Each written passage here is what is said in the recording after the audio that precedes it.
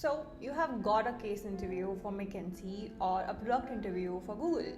Your brain is swimming in a sea of acronyms. Whether you should learn SWOT, PESTLE, STAR, circles, R, oh my god, it's too overwhelming, right?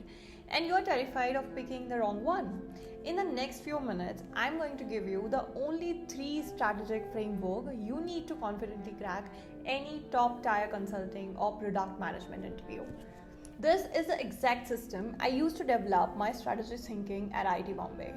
But you must watch until the end because not just I am going to reveal the single hidden question that interviewers are really asking, which causes 95% of the brilliant candidates from even the best colleges to get rejected.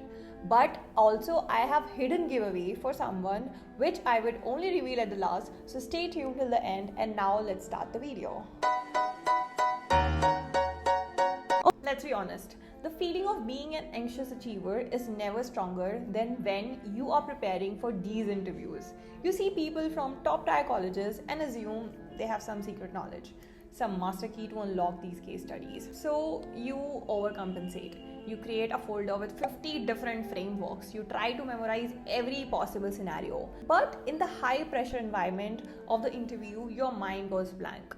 You blur out for the first framework you can remember and you can see the interviewer's eyes glaze over. This isn't just a feeling, it's a statistical reality. A report by Management Consultant confirms that the top firms like McKinsey, BCG, Bain have an acceptance rate of less than 1%. They don't reject people because they lack intelligence, they reject them because they mistake memorization for structured thinking. Usually they present a solution before they even understood the problem. Today, we're gonna fix that. And by the end of this video, I'm going to replace your anxiety with the arsenal of 3 powerful, foolproof frameworks. Also, at last, I have a small surprise for you. So stay tuned and let's get back to the video.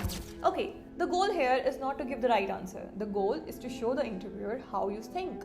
These 3 frameworks used in sequence tell a powerful story about your analytical mind. Framework 1, which I called as a problem diagnosis framework. The single biggest mistake candidates make is jumping directly to solutions. Your first job is to be a doctor. You must diagnose before you prescribe. This framework is simple. It's about asking clarification questions until you understand the absolute root of the problem. Think of it as 5 wise techniques on steroid. Let's say the case is our client, a coffee shop chain, has seen declining profits. How can we fix it? A weak candidate would say, we can increase marketing or launch new products.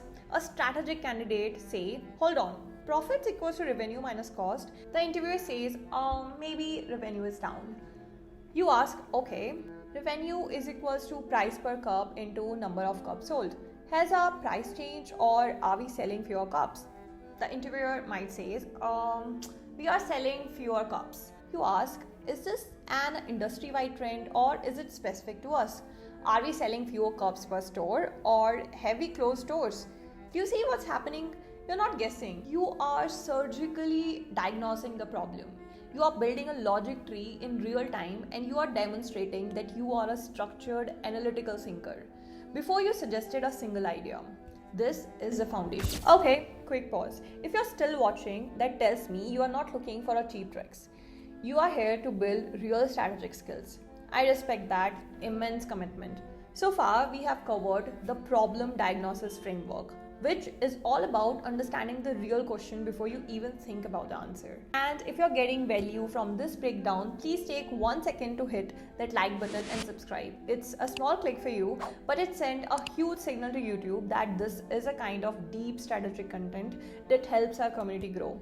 And reminder, after we cover the next 2 frameworks, I'm going to share one hidden question that ties the entire strategy together.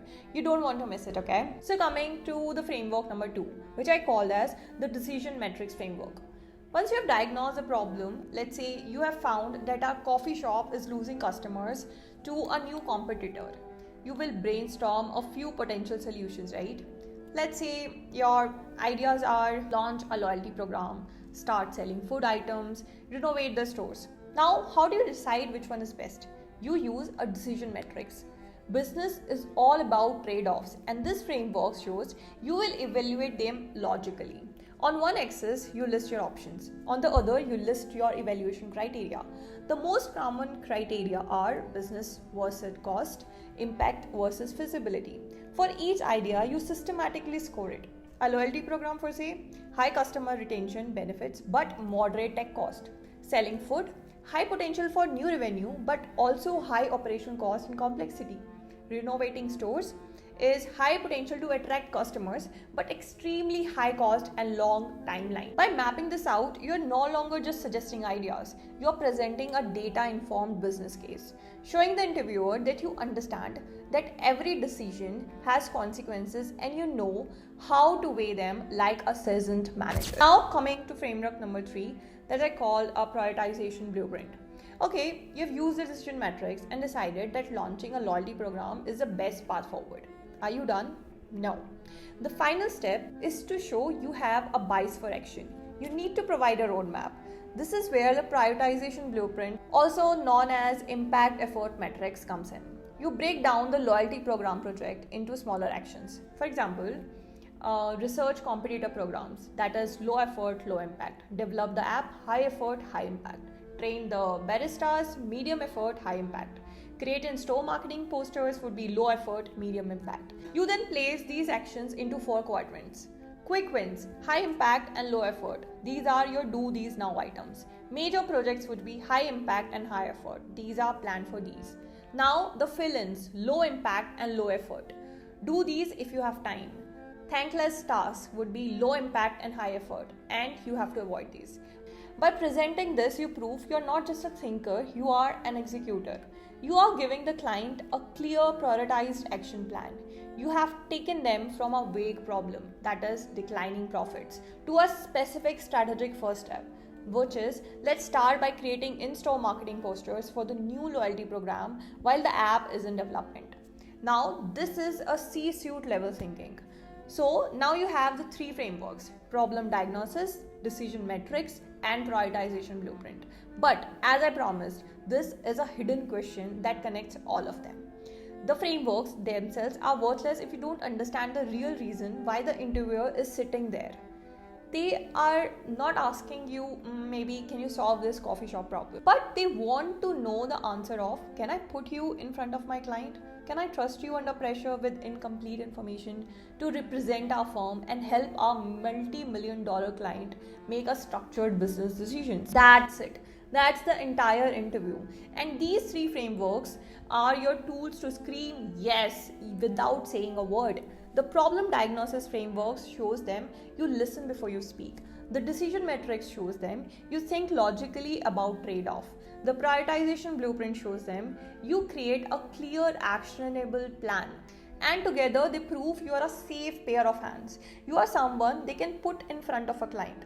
That is how you get the offer. Now that you have the strategy, let's put it into practice. I want to hear from you in the comments below. Tell me the number one thing that gives you anxiety about case interviews. Is it the math, the creativity, the fear of silence? And be honest, I'm going to reading out. Now that you have the strategy, let's put it into practice.